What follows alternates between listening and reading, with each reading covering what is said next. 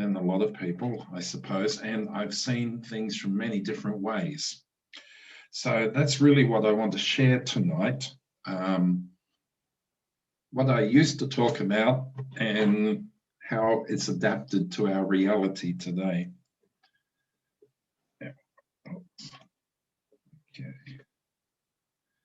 I thought I'd like to share this cartoon first of all, because I saw this in Facebook recently, and this really is a very honest appraisal of what happens at the moment. When you go into initial or primary school, the kids want to talk to you. They like to talk to me in English because I never speak Spanish. Never, ever, ever speak Spanish with a student. Even with 3-year-olds, I speak English, and they learn to adapt to that. And so I look at this cartoon, and I've always got kids holding up soft, they hold up their soft toys. They lift up their dogs and cats, and they say, "Look, Mr. White, look, Headmaster, look what I got." They are so enthusiastic to communicate. And then, of course, you go to secondary school or adults, and they are a little bit more reluctant to speak. Of course, when we're talking communications, we're talking about how we can communicate with all levels, because we have good communicators and bad communicators in every class that we teach. First of all, I want to talk about the psychology of communication, because at the moment, communication for every teacher is not just about your subject. So for us, it's not just about English anymore. It's about connecting. There's a lot of kids who are in families where they're being highly protective. They are cut off from family and friends, and they need to connect with their friends. Now, this can be organized for some kids, and for other kids, it can be disruptive in a class. But they have this bent up frustration inside of them that they need to release. It's about maintaining friendships, which is something very, very, very important. The connecting is important also, because when we're talking about small kids, and from initial to say 7 years old, 3 to 7, in a school, they learn life skills, not just the academic skills, but life skills. They learn that they are not the center of the universe. They learn to share. They learn to respect their friends, to respect adults who are not a direct part of their life. These are the sorts of things which the kids are not getting at the moment because they're not in a physical classroom. So a teacher needs to adapt how the kids communicate, so they learn that everybody has a turn in life. Everyone must respect the opinion of others, working in little groups, things like this, so that they learn to cooperate, to respect, things like this. Also, there's a need for a lot of kids to release stress. There's a lot of stress for a lot of kids at the moment, because we're living in an era where, well, husbands and wives are together who don't really want to be together, or they don't normally spend so much time together. This can put a lot of stress in the family.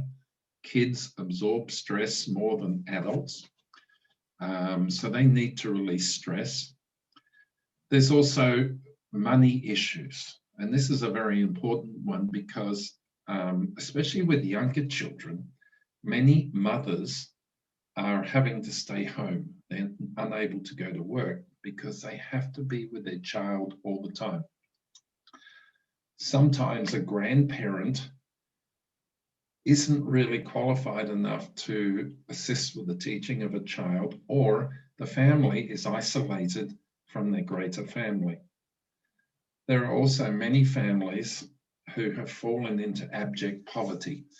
I know of families before the pandemic who survived on small restaurants. in front of universities. They specialized in menu for universities, and their businesses have been closed for more than a year, and they're living in very difficult times. But also there's memories. Kids are remembering things that happened in their life. They're having what we call wanderlust, a desire for their life to return to normal. And this can bring in a lot of sadness. They also start to forget their reality, especially for younger kids. If you look at 3-year-olds, 4-year-olds, they haven't had that physical or verbal communication of bonding and creating friendships with somebody who's not in their family or somebody outside their family, because at the moment they're not going anywhere. They're losing that skill of talking to somebody, of giving them a hug or a kiss. These are the sorts of things which, as teachers, which I see as a director, some of the issues which we face. They're forgetting that part of our normal reality.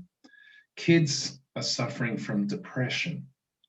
I spoke to a young boy this week, 10 years old. I asked him how he was, and he went like this. And I asked him, what's happening? Mr. White, my mum and grandma have COVID. And, that's a hell of an emotional load for a 10-year-old when the government has told us to teach kids how dangerous the virus is and that it kills. And they asked me questions like, Mr. White, is my mum and grandma going to die? Mr. White, can you protect my family? Because they see you as a director. They see you as the person who can help them. And you can feel their pain. This is communication. This is when communication is so much different to what it used to be. For us, it's about increasing enthusiasm in our classes and happiness, so that if our kids do have difficult times at home, it's about them at least having positive moments when they come to class. And this is not just for small kids. This is for adults as well, because, I talk to a lot of adults, a lot of parents.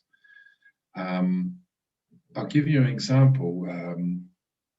A student in our institute spoke to her mother recently, and her daughter, who's 13, has been searching for how to commit suicide painlessly, because she's depressed and she doesn't want to live in our world anymore. These are the sorts of things that you hear when you go beyond being a teacher. Or as a teacher, a lot of teachers hear this as well. So there's a lot of psychology behind communication at the moment. I'll admit, during the pandemic, I've shed many tears. I've heard difficult things as people communicate with me. And it's not just about a book anymore. It's not just about answering questions anymore. It's about helping our kids to survive, and our students, our adults, our university students, to cope and to release through the environment of the classroom and through communication. I've put these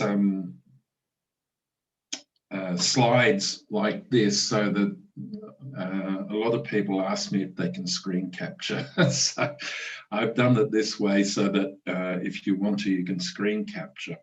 But today, during the continued era of COVID-19, online classes, many teachers, even with a full year of experience, are still finding it difficult to find ways to make their classes effective in the same way they did when they're in the physical class. when you see teachers who are very successful, very proactive, very interactive in the class, they find it difficult to be online because they feel within themselves that they're not being as effective as what they used to be. My kids aren't smiling as much. I'm not getting the reactions from the kids. Kids are turning off their cameras. I don't know what's happening. And there are a lot of teachers who need that interaction. It kind of feeds their enthusiasm. It feeds their creativity to know that they are succeeding. So it's about creating activities that are both good for the students and good for the teachers, because communication isn't just about students anymore. It's about us as teachers, because we're also isolated. We need that human connection. We need that communication for ourselves. It helps us with how we feel.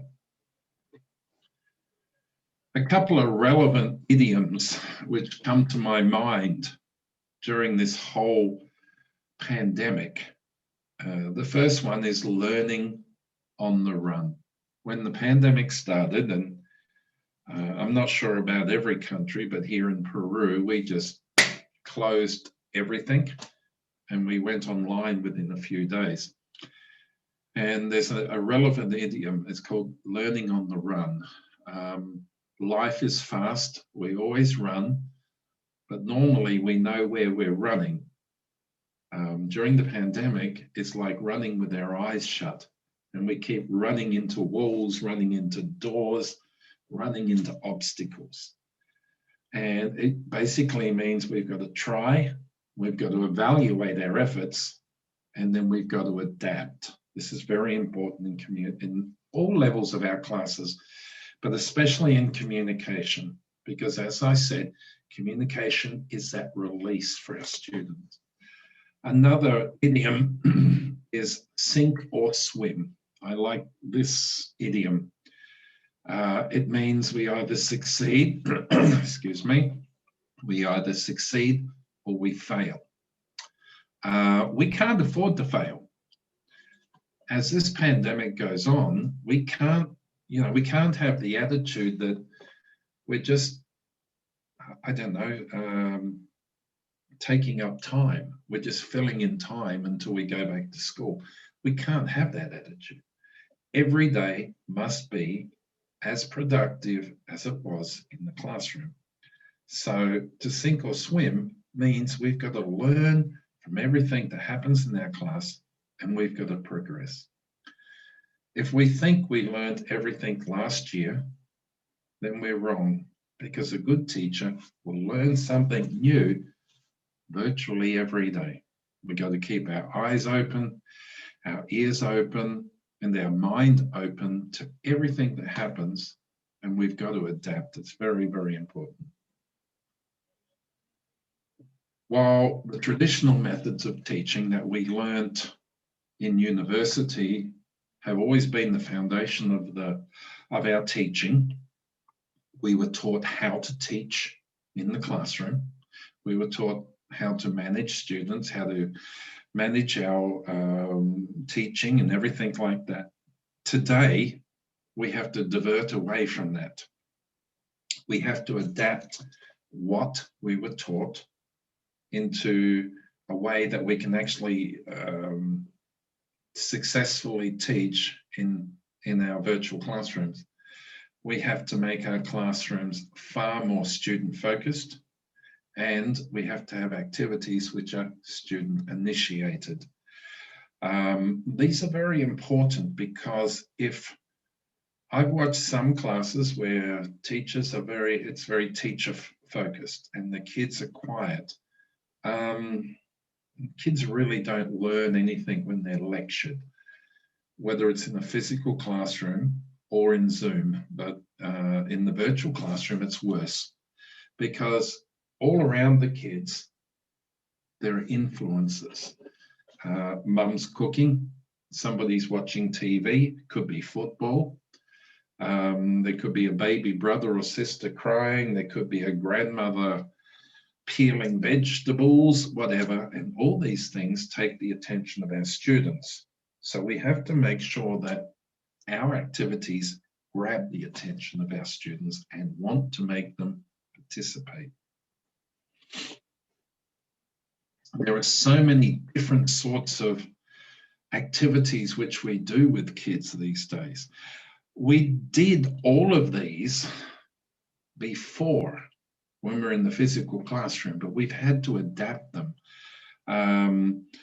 Student presentations now, instead of the PowerPoint being on the wall of the classroom, they're on the screen of Zoom. Once again, we use YouTube videos, but we're having students make their own videos and upload them to YouTube channels, or we're doing TikTok. TikTok is quite popular. We have TikTok competitions in our school for sports and exercising, for speaking, for many different sorts of things. So most of our families have started TikTok accounts. We have kids create MP3s using cell phones to read and repeat so that we can evaluate them. Blogging. I like the idea of kids recording their whole COVID journey in blogs so that later they can remember, either by typing what happens every day, like a diary or a journal, and adding photographs.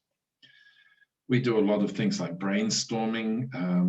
We're a lot more today into project-based learning.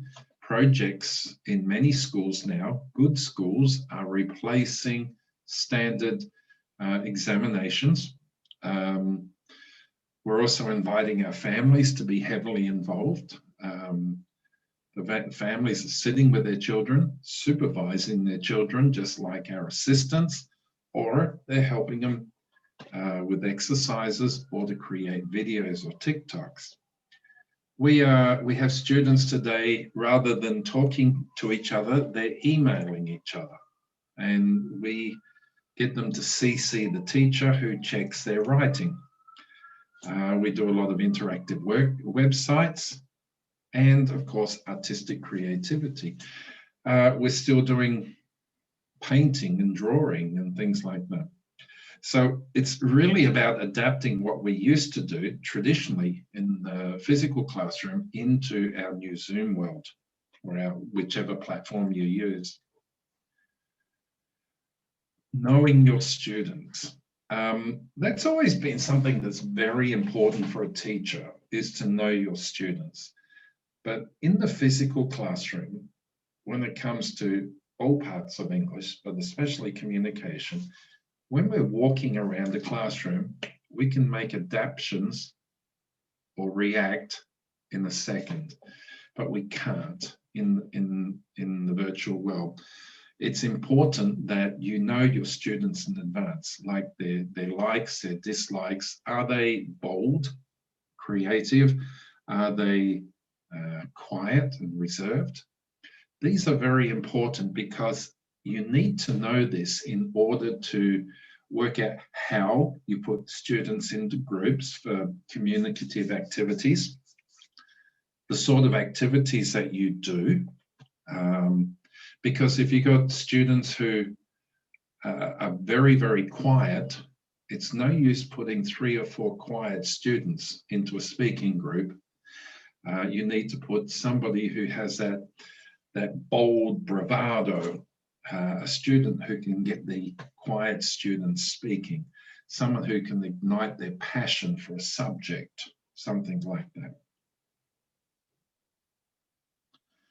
You've got to inject positivity into the class. It doesn't matter which subject, but this is very important for communication. You've got to put positivity because, as I was saying earlier, for a lot of students, there's a lot of negativity in their life, and they need to know that there's somewhere they can go where life is positive. It's very important. So you've got to set the mood for the class. You are the leader. If you are positive, you're smiling, you're bubbly, you're enthusiastic, that energy transfers to our students. It's always transferred in the physical class, but during these online classes, it's more important because the kids, for many kids, they have more reasons to be depressed or sad than they do in their normal lives. So for us to be the positive influence, to give them a positive environment is very important if we want them to communicate enthusiastically. We need to give our kids positive reinforcement. This is very important at the moment. You give them virtual high fives, a lot of positive comments. You know, I'm so happy to be your teacher. I'm so proud of you all. You guys are amazing. I love teaching you guys. You are my best class. Your projects were amazing, and that deserves extra points. And you can see the smile on the kids' faces. And during that class, no matter what is happening in their life, they feel positive, and it gives them, they want that. These positive reinforcement becomes like a drug. They want it. I've gone into classes where the kids are being very quiet, and I start being very, very positive, and you see them smile and they start to interact. And you know that whatever was preoccupying before, it kind of just disappears for that period of time while you're making them positive. So how do we do this with speaking? We need to give our students time to think and prepare for a lot of activities at the moment. A little bit more time than they had in the physical classroom sometimes, because often in the physical classroom, they could talk to their friends next to them, behind them, in front of them. We can put them into groups to prepare, but often we ask simple questions and students prepare to themselves. So don't always wait for an immediate answer to a question. Try to give the students an appropriate amount of time to think about their answers, to prepare in their own mind, kind of like to brainstorm what they want to say. Because you know yourself that when you were learning English, if you made a mistake in front of your friends or in front of your teacher, you felt silly. Our kids feel the same. So by giving them the opportunity to prepare what they're going to talk about or their answer beforehand helps them a lot at the moment. I find that's a very positive thing to do during these online classes. It's different to the physical class. I know it sounds very similar, but it's the psychology behind it. It's the whole psychology.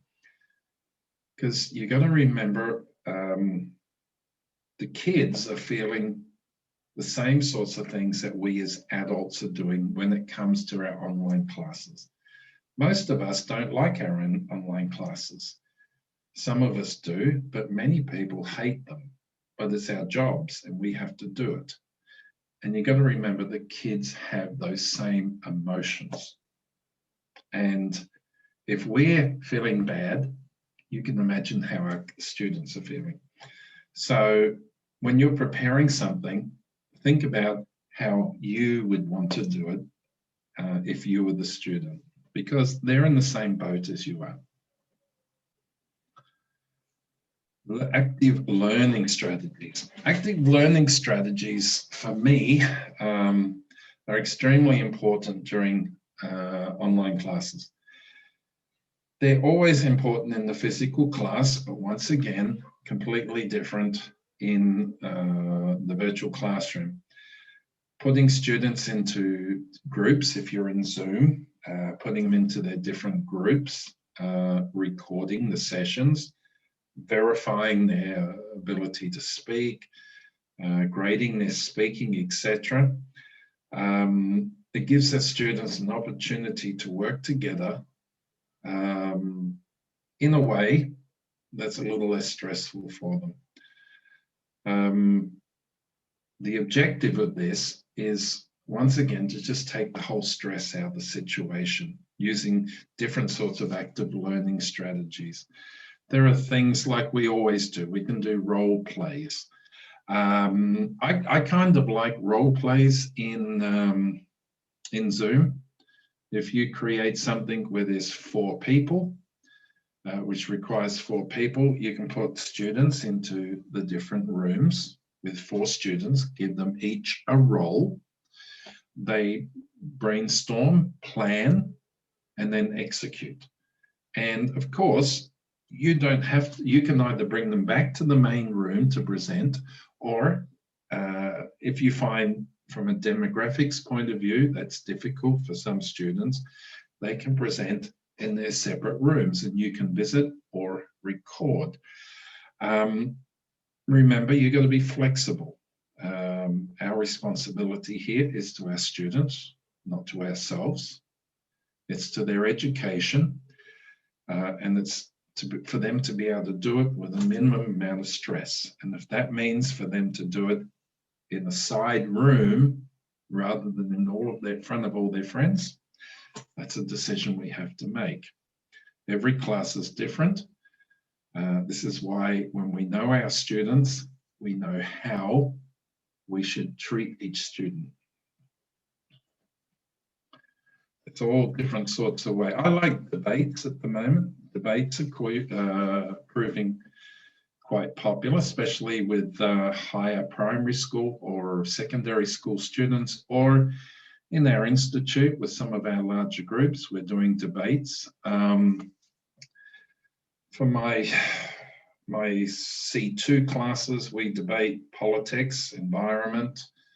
I get them to do presentations to the United Nations, presentations to the President of Peru, whatever. For smaller kids, they debate what is the best video game, and they justify which is the best video game. Because if you want kids to talk, you have to adapt the activity to something that enhances their desire to speak. One thing also, don't correct students during the activity. I don't like that, their pronunciation or something. I like to take notes and to correct the whole class or to explain it to the whole class at the end of the class. To single out students during a presentation just heightens their anxiety in online classes. It makes their anxiety a lot worse than what they feel in the physical class. That's been my experience. And a lot of my experiences come from actually sitting in the background observing classes. So, my experience at the moment has come in many different forms. Your body language, the way you present yourself at the moment. This is really important. We got to think about the way students see us. Are we strong and intimidating? Are we stoic? Do we smile? Are we like this, looking stern with folded arms when the kids are trying to present? Are we paying attention while they're talking? Are we checking our cell phones while they're talking?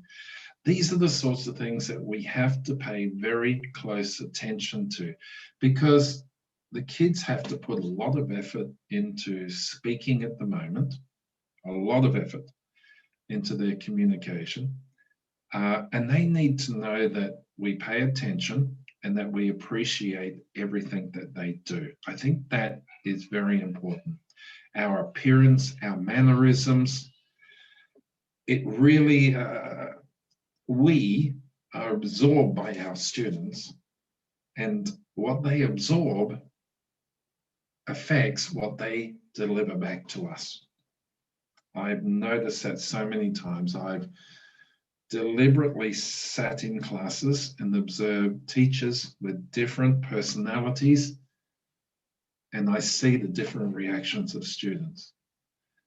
Teachers who are more strict get less interaction with students than students who are teachers who are happy, bubbly, and enthusiastic with their students. The students don't feel intimidated. They feel that they can speak to them. It's a very important point. Create questions to ask. I like to keep a notepad next to me and a pen. And as the students are giving presentations or having a debate or reading or whatever, I like to write a couple of questions down so that I can ask them the questions when they finish. I do this because it's so easy sometimes to forget what you want to ask when the student's doing a presentation. And this helps the student to think and to continue to speak more. But avoid rhetorical questions or yes and no questions. Give them something where they've got to actually explain why they did something, why they believe a particular point of view. This helps them a lot, especially if the kids are talking about something that they're enthusiastic about. You say to them, but why should I do that? Why do we do that? And they will always defend themselves. So that's a good way to get them to expand what they're talking about. Reading out aloud. Now, reading out aloud is not considered a true form of communication by many teachers. We're taught that reading is reading and speaking is speaking. But having students reading out aloud, especially during our online classes, is one of the most successful and least threatening ways to get students to communicate, especially for those ones who are nervous or apprehensive about speaking. Students who can't put ideas together in their heads very well, or students who have lower levels of English than their peers.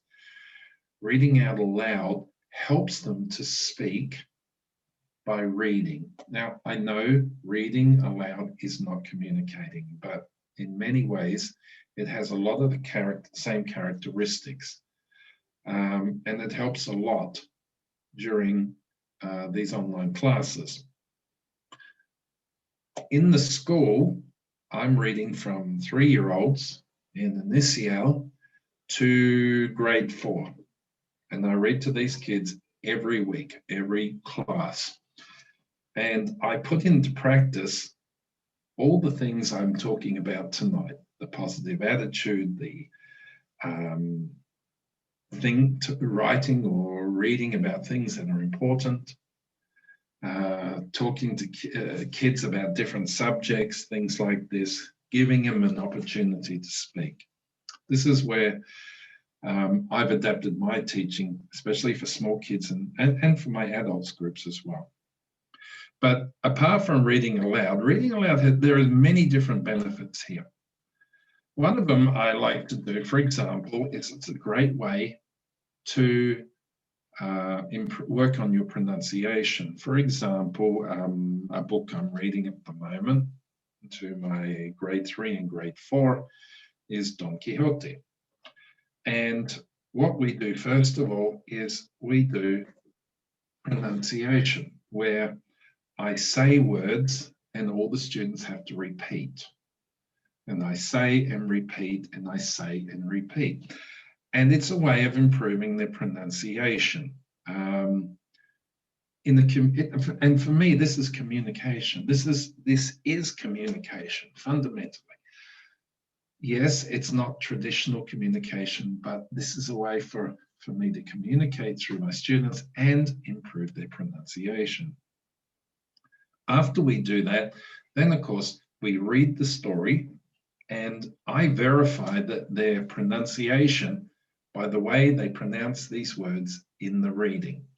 And I'm always happy because I have at least a 90% success rate on the words which I ask the students to pronunciate. I work on things like the silent E at the end of ED, silent K at the beginning of the word for things like night or no, how to pronounce GH. I do different sorts of pronunciation, and I do it through the reading of books, and it works very well in the virtual classes. This is Healthy Helen. Last year, I wrote 12 books for the school, just for the school. Each book, I wrote, let me think, about 30 pages. Each book was about 30 pages. And Healthy Helen became a way for me to teach lessons to the kids and to get them to describe parts of their lives. The lessons which I taught to the kids through these books was concerns that parents had. Because parents would say, Mr. White, I can't get my children to do this. My children don't want to do that. I'm worried they're putting on weight. They're not doing exercise. They're eating junk food, whatever. I feed my kids Papa fritters because they're sad and it makes them happy. How do I fix problems? So with Healthy Helen, we did things like Mummy, where do vegetables come from? That was one book. Another book, Healthy Helen adopts some new pets. That was an interesting one because last year, a lot of families bought pets for their children as companions. And in this book, we talked about getting the pets and how to actually look after the pets and the responsibility. And these sorts of things get very positive comments from the families. Another one, Healthy Helen's School Science Project. My wife, Claudia, has just walked in. Hello, darling. She's just come in to listen to me. Yeah, we did one book, Healthy Helen's School Science Project. And that's where we recycled Coca-Cola bottles or glass bottles to grow things like beans, avocados, or lucas, all right? And then we did that book, and then like 6 weeks later, we had a book where Healthy Helen feeds the world. And we taught the principles of being philanthropical, the theory of helping your community, looking at problems of community. So the idea was in the first book, all the kids grew something like beans. And then in the second book, Healthy Helen delivered all the beans that the kids in the school grew to hungry people in the world. That was a very good project because it becomes very kinesthetic. They actually physically grow something. They recycle and they grow through a book. Mummy and Daddy, what is responsibility? That's something many parents spoke to me about last year. They were having trouble with their kids being responsible, or the change of situation in the house because the whole demographics of the house changed. How can we teach our kids responsibility? They're getting out of bed, they're not getting ready for school, they've lost their motivation, they've lost their normal routine. What are their responsibilities? Chores. We taught them chores. Make your bed, pick up your towel, hang up your clothes, feed your pet, help mummy in the kitchen.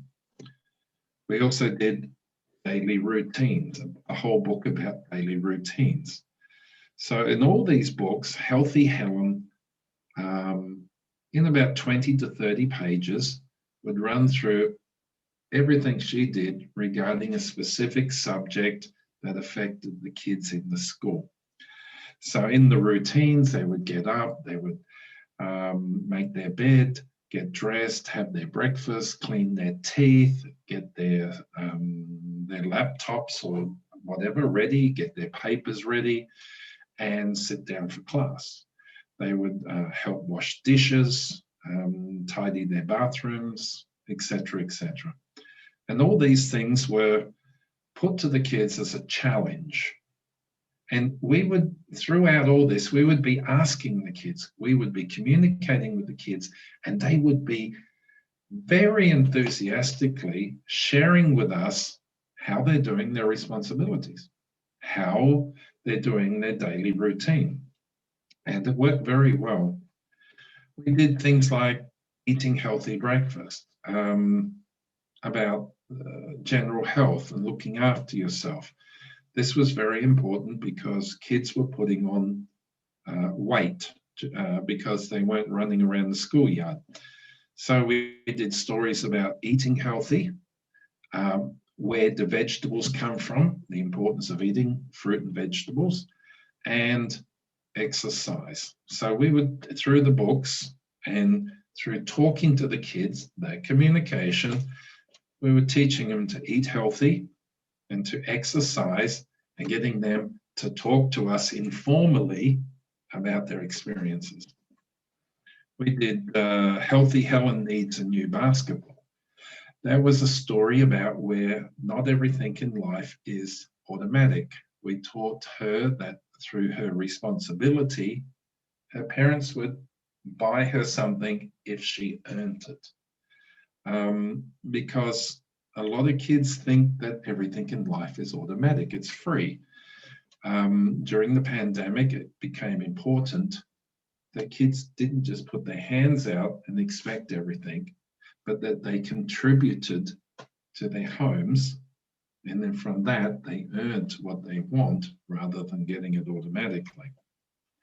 But we did the normal things like Halloween, where Healthy Helen was one of the pilgrims who discovered the United States, and Christmas, where Healthy Helen saved Christmas by flying Father Christmas's sleigh.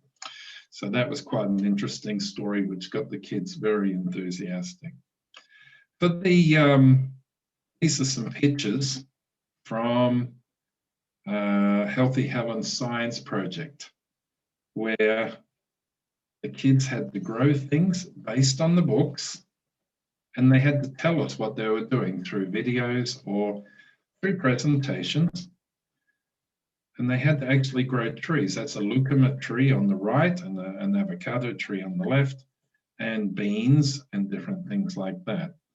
And we even had people make puppets of Healthy Helen. She is now actually a puppet. She's up to, I think, 15 books now, Healthy Helen, and she has her own puppet, which really is quite cool. I'm quite happy about that. But these stories became very important in the communication between the school, the parents, and the kids. We used them as a way to teach and for the kids to very proudly tell us what they were doing in relation to those subjects. So they were communicating, they were telling us, are you being responsible? Yes, Mr. White, I made my bed, look, I cleaned my teeth, things like this. That is communication, especially during online classes. It's totally different to what it used to be before. It's not answering 4 or 5 questions in a book anymore. That just doesn't work in our present world.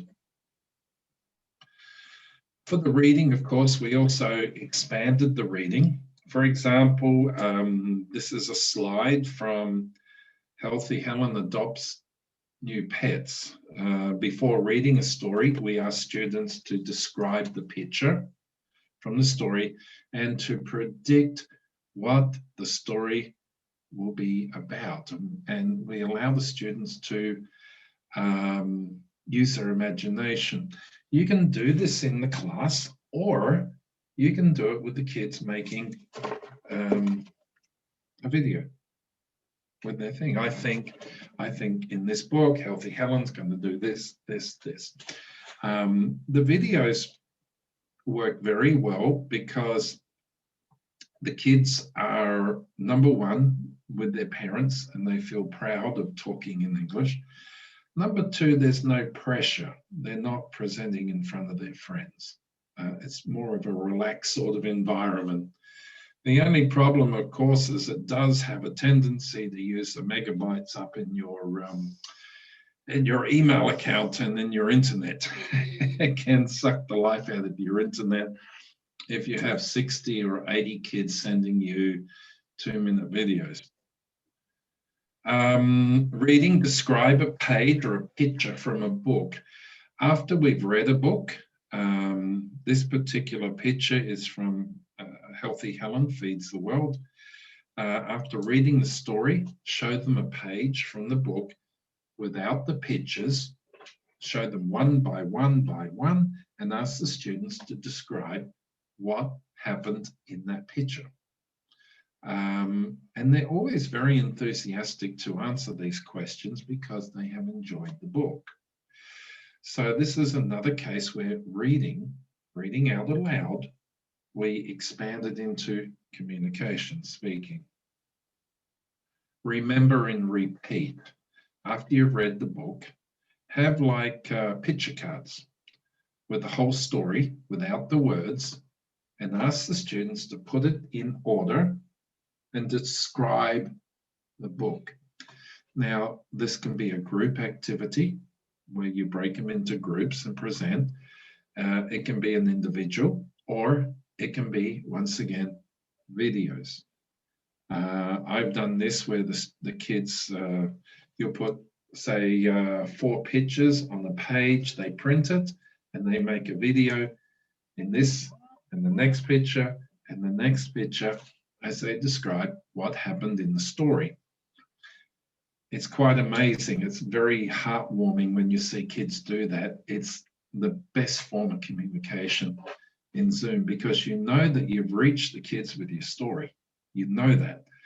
And they remember the story. You know that they've learned something from the story, and then they present it in English. It's a very good feeling as a teacher. Reading, what is missing? Often put 3 slides. I'll put, at the middle slide will be covered, and I leave the words, and they can read the words in the first and the third slide, and then they have to remember and describe what was in the middle slide. Okay, so they're trying to remember what was it about. And in my experience, they're literally always correct. But once again, this is reading aloud, but it's them communicating. They're explaining something in their own words. And it works really, really well.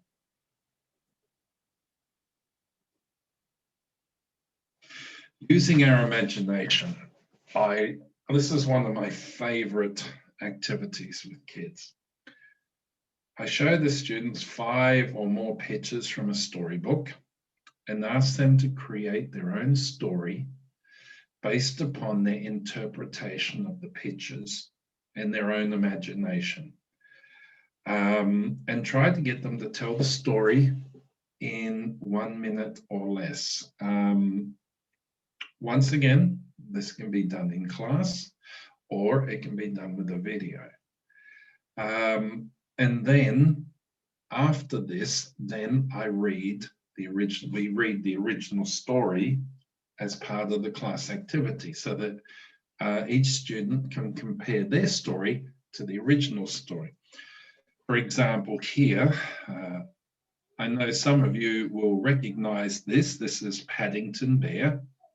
Paddington Bear is actually Peru's most famous bear. A lot of people don't realize, but Paddington Bear is actually Peruvian. He's one of the most famous bears in the British literary world, but he actually came from Peru. A lot of people don't know that. He arrived in London in a box sent by his auntie to England. So the kids like everything to do with Paddington Bear because he's Peruvian. And when you show the kids these pictures, you want to watch their imagination. It just flourishes like a flower. I mean, it's just amazing to see. From about grade 3 upwards. It's amazing to see them create stories based upon pictures. So all the kids will create their own story, and then we read the original story aloud, and they all make comparisons about how their creativity and imagination actually related to the original story. But they love to talk about it. They get very enthusiastic to share their ideas. Empowering your students. This is something that's very important at the moment because a lot of students are suffering from a lack of confidence. Like us as teachers, as adults, they are not in their natural world, and they often feel a variety of different emotions, but one of them is that they feel as if they've lost control. Certain students, certain ages. Let them brainstorm a lot of the activities. Make the activities a little bit more basic, more theoretical, and ask the students to brainstorm questions for discussions, to brainstorm input, to brainstorm the structure of an activity.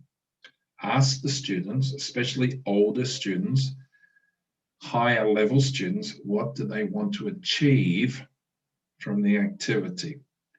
And allow them to take a leading role. I find it interesting with older students where the teacher's activity, the teacher puts about a 20% input, allowing the students to put about 80%. As a teacher, if we put the context, the subject, we lay the ground rules, and then we say to the kids, be creative. It's absolutely amazing to see what they come up with. And the beauty of it is that when it fires up their creativity and their imagination, it really is truly amazing to see their enthusiasm when they're talking about it or giving their presentations. Because they feel that they're in charge of something. They're not following instructions. They are showing you. And during this time where so many people have lost control, for our older students, it's very good for them to regain some control in activities and to use that control to enhance their enthusiasm and their participation, to go beyond just presenting the minimum, but to present something that's truly of their own creativity and their own creation. Gamifying your class. We always gamify our class. We always play games as language teachers. As a director of a school, I often wonder why we, as English teachers, always have workshops and presentations from book companies, and we're always taught creativity, creativity, creativity. but other subjects don't get that. The people who sell science books or mathematics books, they don't do a lot of methodology. I've put a lot of effort during the pandemic into gamifying all the different subjects. But because it doesn't matter how old you are, whether you're 3 years old, your students, or if they're 16 years old or 50 years old, they like a game or a challenge. Whether they're physical, whether they're online, they inject competition and enthusiasm into our students. One of the things which are very popular at the moment are your PowerPoint games. On the internet, there are so many different sorts of PowerPoints available, which we can adapt for our classes and use them for speaking. I use them. I use them quite a lot. I also use Kahoot and many different sorts of games to inject that enthusiasm into the classes. I want to show you one here at the moment. This is a bingo. And this, of course, is, a spinning wheel. These work out very well with students. I like this one for speaking, the bingo.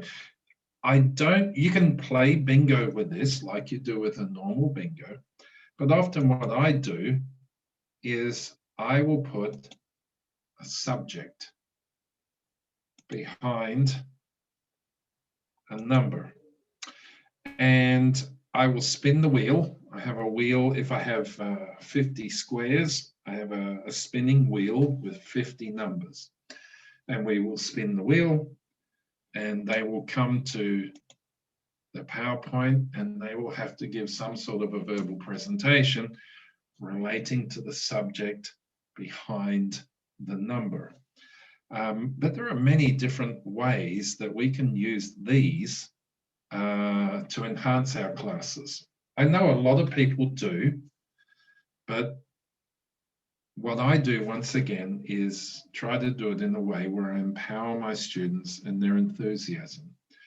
Less structure and organization, just the minimum that I need, and allow for the input of the students. We also have our educational online games. A lot of people are using these, and they are excellent. There are a lot of games for speaking, grammar, vocabulary, etc., etc. I don't want to go into too many, but on my blog, I have,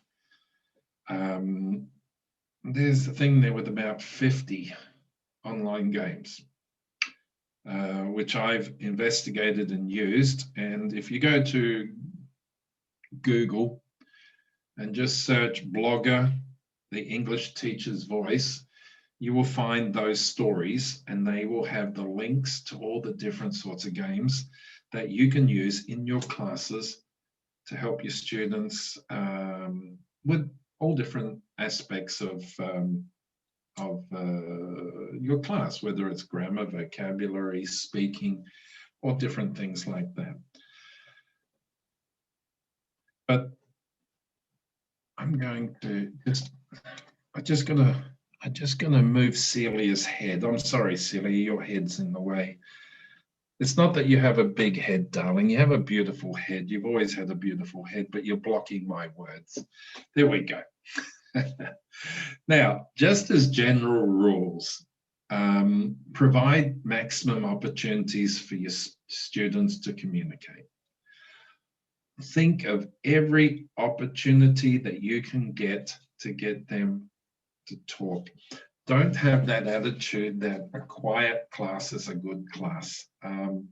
There are a lot of teachers at the moment who feel that when the kids talk too much, they lose control. In my opinion, teachers have to manage their class, but they have to adapt because we need our students to communicate. Try not to keep them too quiet. Try to give them opportunities to speak. Involve every student in every activity.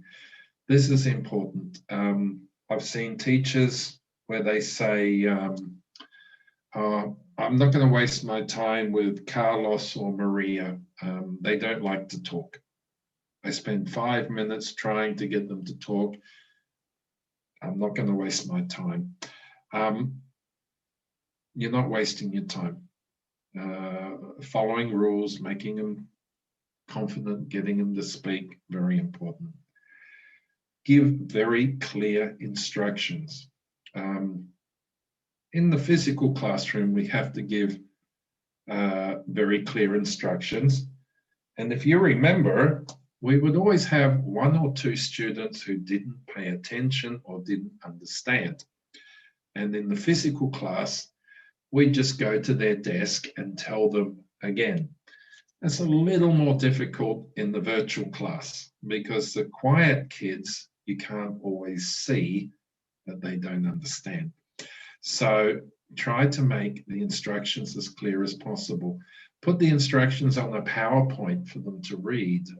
Even for the lower levels, put it in Spanish if you have to. Set specific time limits, but be flexible. Allow extra time, but set times, because even though we have to make allowances for the students to prepare and to present, we also can't lose control of the class. We still have to maintain the activities which we are required to teach every day. Ask a lot of questions. This is important. Get the kids to think, why did you say that? Why is that important? Etc. Make them think, make them communicate. Something which is important to me is do not correct students' pronunciation mistakes very often while they were speaking. I like to take notes, and then either at the end of the class or in the next class, I will cover those pronunciation mistakes to the whole class, not to a specific student. I do that in the physical class, and I do it in the virtual class. It's not good to point a finger at a student and say, that's not how you say the word. We don't point fingers at students, but that's how the student feels if you correct them in front of all their friends. And this is more important at the moment, taking into consideration the emotional situation of our students in the pandemic. So correct the whole class, teach the whole class, not one student when they make a mistake. Involve speaking activities not only in the class, but also out of the class with the help of parents and other people, whether it's YouTube videos, videos on cell phones, TikToks, whatever. Try to get the parents or other people to be involved in a fun way. Try to make your activities fun. I've had activities where I have the kids dress up, have them sing songs, recite something that's a little bit more fun. We have to make education put a smile on their face at the moment when they're speaking or anything. Always provide context and vocabulary in advance. It's like having the class well planned, clear instructions, make sure that they completely understand the context, the vocabulary, and what we're trying to achieve well in advance. We're just going to make sure that we always have the minimum amount of confusion and stress with students, because it's very hard for them to put their hand up and ask you questions like they do in the classroom. Have backup activities ready to go. When I said to be flexible with time, for example, I've got 3 grade 4 classes. Two of them, we get right through to the last minute and ready for the next class. They use the whole 45 minutes. But the third class, no, they can do it in 30 minutes because they are so much more enthusiastic. So I've always got to have a backup activity for the 10 or 15 minutes that they're early. So always have backup activities ready to go, because there's nothing worse than having disorganized silence in an online class. It just doesn't go down well. Don't stress your students. Always be positive. Don't be critical. Don't correct one-on-one. Remember, their lives are very stressful at the moment, especially for smaller kids. They know that there's something outside that they can't see, and it kills people, and they can't go out. And that, for a 6 or 5 or 7-year-old, causes enormous stress, more stress than we sometimes think. And I know that because I talk to the kids about it, and they're scared. Having that fun, comfortable environment that they come to where they can stop thinking about it is very important for our ability for our students to concentrate on their class, to take a bit of stress out of their lives, and to effectively teach them. And in your books, if you're teaching books, something that's important, I think, is that whilst we have to finish our books generally, we do have to finish our books. Parents want us to finish books. If we're teaching in an institute or a university, we haven't taught everything until the book is finished, especially when it comes to grammar and vocabulary. The point is that we don't have to do every activity religiously. For example, if there's a short speaking activity that's connected to specific vocabulary, you can present the vocabulary through a speaking activity that's more extensive and more beneficial than answering the 3 or 5 standard questions that we get in a book. This is about communication. I think we all know as teachers, communication is more than just answering 5 questions in the book with your partner. And as I've explained tonight, from my experience during the pandemic, communication has many facets, whether it's emotional, psychological. It's not just about speaking English anymore. It's about giving hope and happiness and taking away loneliness and giving positive vibes to our students. So if you have to adapt a book, if you can do something that's a little better than what's in the book, then I suggest by all means to do that. Worry about the most important things, your listening activities, your reading, your grammar and vocabulary, but expand your communication. All right.